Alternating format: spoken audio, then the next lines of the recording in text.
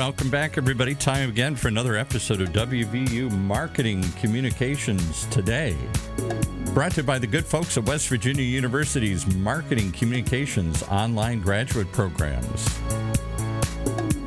We're going to try and explore the unique MarComm strategies that will help you inform, persuade, and inspire your audiences with the man who's an expert at all those, Michael Lynch. Hey, Michael. Hey, how you doing today? I'm good. We're a couple minutes late, so we'll let you jump right into it here. You got some good conversations about event planning during the current crisis. Can such be done? We hope it can, and Deidre West is going to tell us all about it. Today, my guest is Deidre West, and I could not be happier to have her with me today. Deidre is the Director of Special Events and Celebrity Relations for Children's Health Fund. Sounds like a title that I would have a tough time fitting onto my business card, but I am very excited to have Deidre here with me today. So, Deidre, welcome, and could you tell us a little bit about Children's Health Fund and your role? Hi, Michael. Thank you. It's a pleasure to be here. Thank you so much for having me. Children's Health Fund is an organization that provides access to health care for children and families living in underserved communities. Known for our Big Blue Bus, which is a mobile medical clinic, or in simpler terms, a doctor's office on wheels. It's an innovative service model that allows us to meet these families where they live, where they work, and where they play.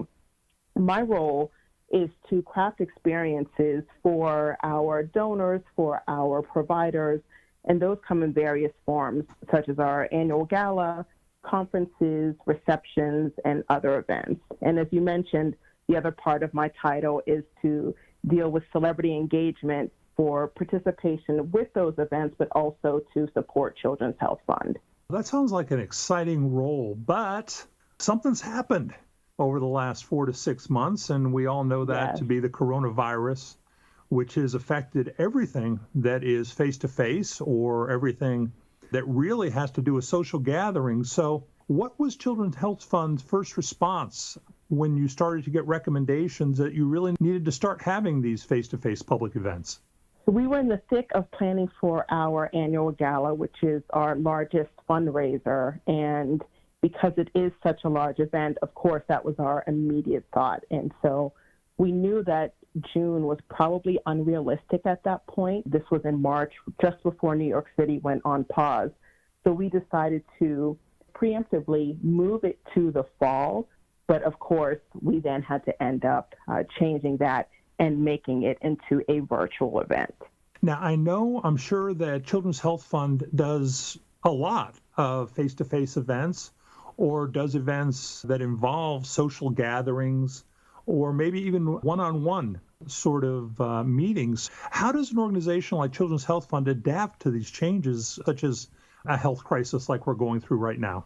Of course, the focus for the organization as a whole was to be a part of providing tests and other access for the families that we serve. But on the other side of that, it's figuring out what we would then do with these types of events and programs that were scheduled. And so we took a look at what mattered most and what we could potentially move onto a virtual platform, such as some of the virtual events and conversations that we've had.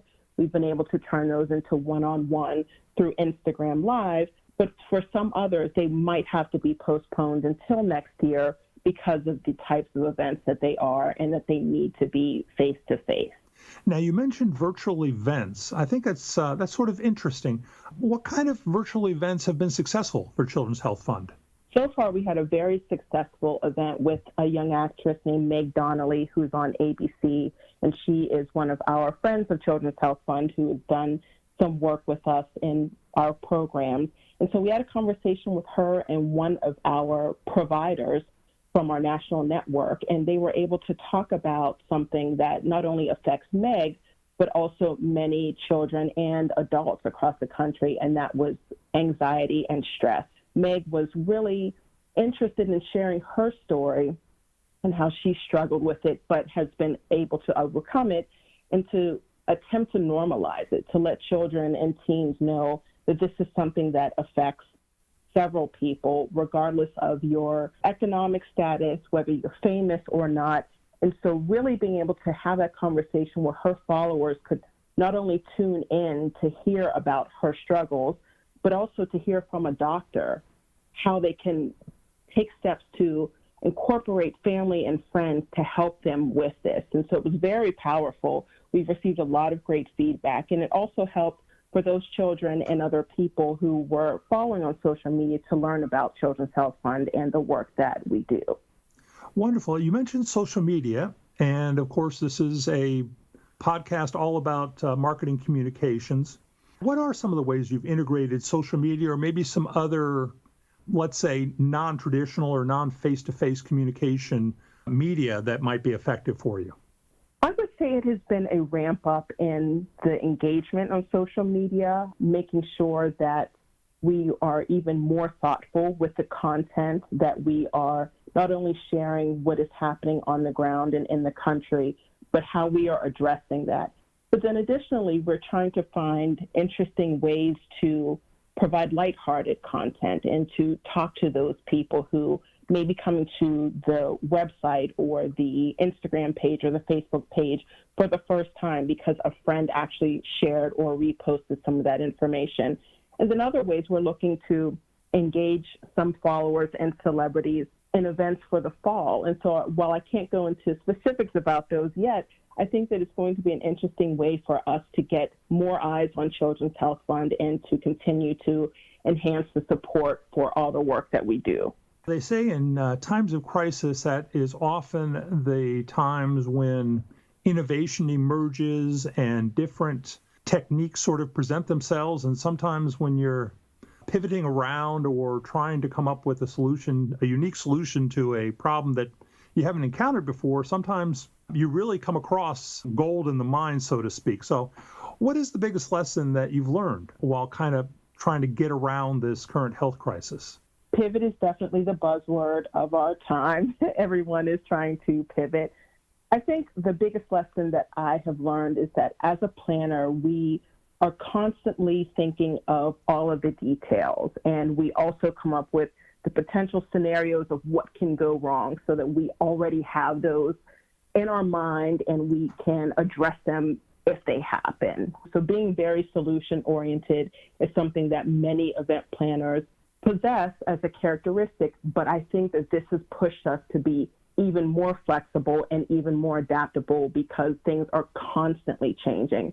And so while we usually have somewhat of a control over those changes that could potentially happen or that we've thought about as possibilities, this pandemic has totally shifted everything of what we could possibly think that we could be prepared for and how we would address it. So as you mentioned, creativity and innovation is happening now, and it's really flourishing, and it's a great opportunity for people to collaborate and really push the boundaries of what's happening now, what happened before in terms of the types of events and maybe some of the experiences, and really what we could do next. It's almost a unlearn everything that you've learned to now just go wild with creativity. So that's something that I've been learning to embrace a bit more.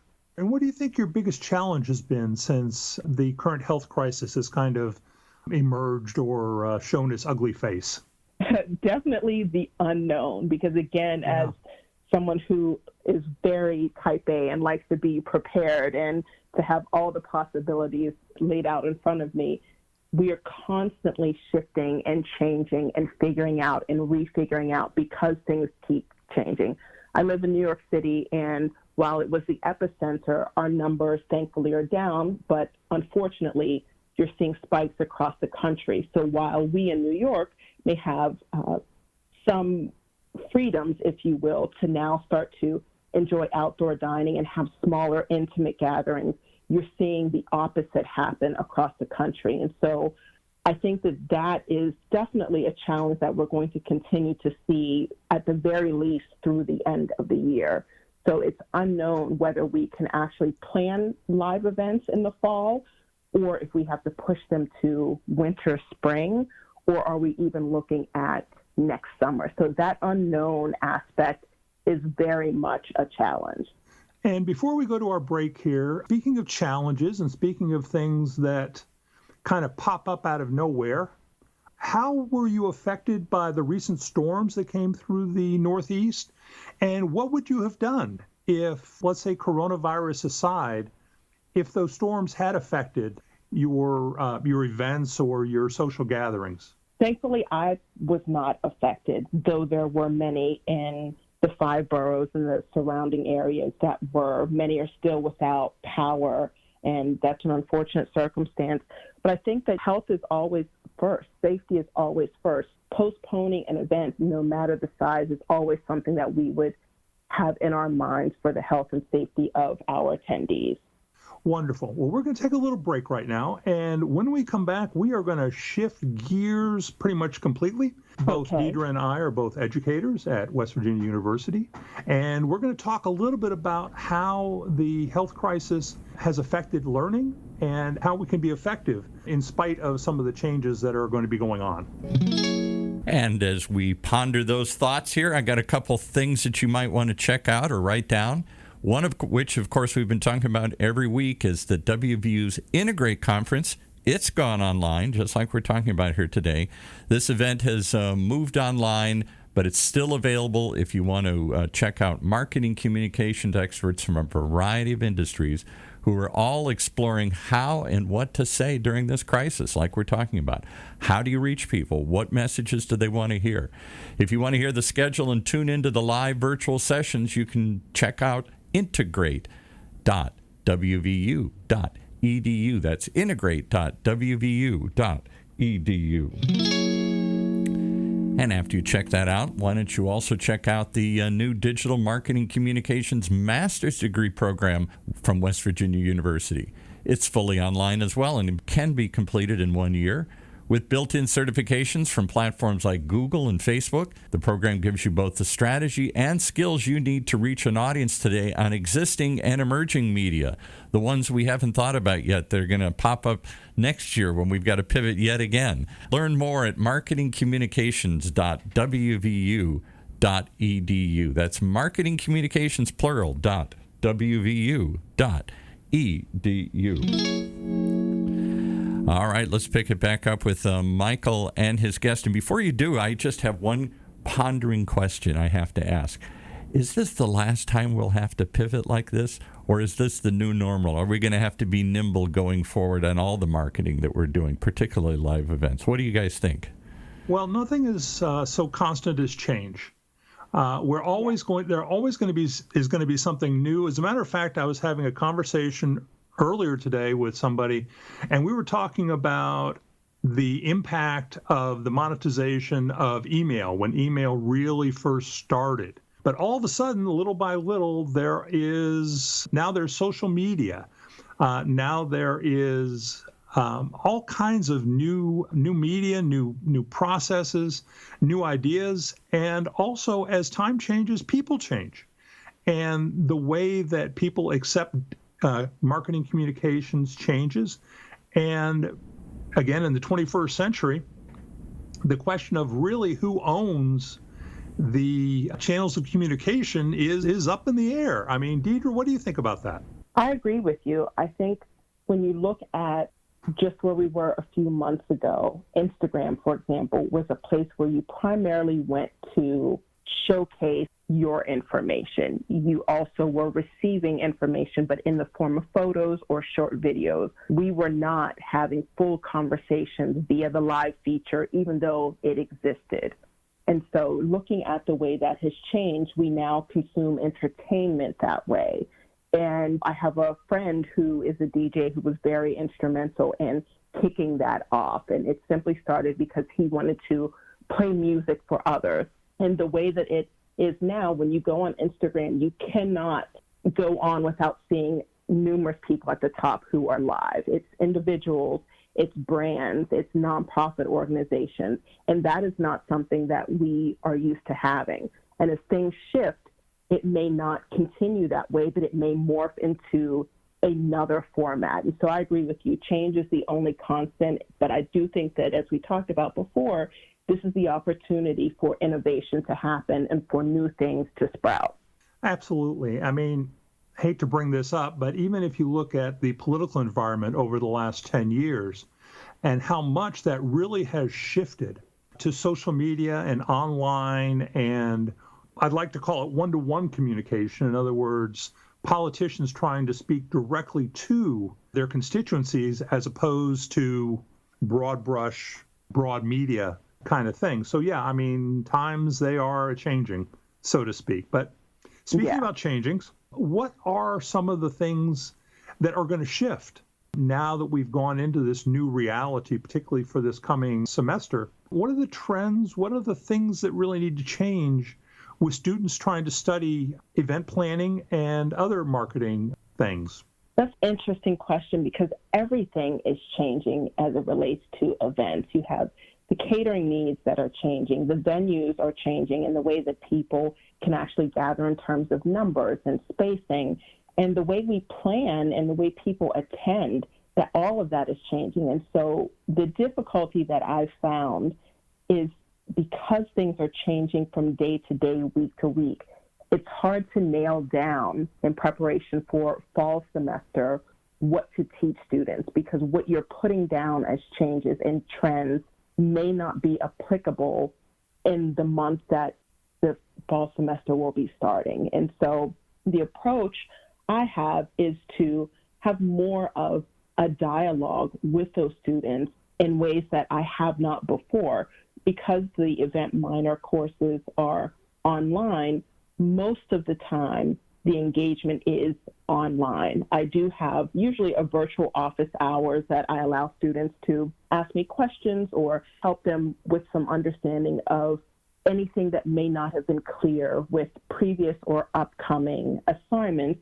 But I think as I look at fall this year, I want to integrate more group conversations. Maybe it's through Skype, maybe it's through Google Meet. We may do something on Instagram Live. Who knows what it could be? But I think really getting the opportunity to hear from the students and what they are finding as changes in the way that they're consuming and being involved in events is going to be key. So I see it as more of their participation and letting us and their peers know how their experience is changing with events to be able to talk about it on a broader scale. What I try to do is get them interested in one or more brands. If they can choose a brand that they love and then focus on the types of events that that brand actually executes, I feel that they're more engaged. And so I think that we'll start to see a variety of things in different industries, whether it's fashion, whether it's technology. Being able to share all of that information in group settings through conversation will be essential. And again, that's something that we haven't previously done, but that's one way I anticipate interacting with my students. The other thing I would like to say is I think that this is a great time for them because everything is so new. The opportunity for them to come in through virtual internships and to be vocal with fresh eyes to share how they would like to be engaged with if they were attending this event. And that will help arm planners and event marketers with information that they may not have considered because they're more seasoned or they're not the target demographic. We're kind of lucky at West Virginia University, particularly in the programs in which we teach. We are the champions when it comes to online learning and when it comes to online education. I've got to say that the people within the program and colleagues in the program definitely get a great deal of positive feedback from our students, just to try to help out those professors and teachers and folks that might be struggling with how best to engage with their students online. What are some of the techniques that you like to use to really engage with your students and give them the feeling that they really are getting, air quotes included, that collegiate experience, that graduate school experience, that undergraduate experience? I have found that it varies semester to semester.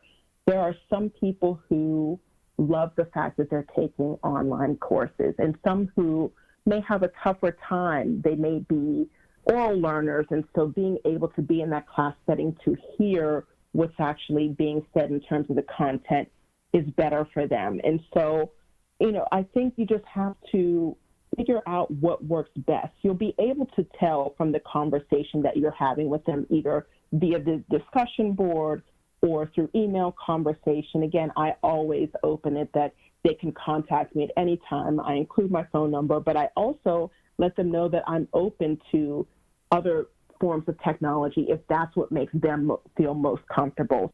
They may not want to have a phone conversation, but they may be okay with texting, and I'm okay with that. So I think just really embracing where we are now and where students are, and understanding specifically at this time the lack of comfort that they have because they may not be able to have the face-to-face interaction with their other students, even if they're on campus, as remote learning continues to play out across the country. So for other instructors, I think you just really have to adapt. There's no one-size-fits-all. And for me, I've seen some summers I have a few students, but they're very engaged. And other summers I have a larger population who are not as engaged because they have internships and work and summer vacations and so many other things. It just really is about trying to create those one-on-one relationships, which can sometimes be difficult.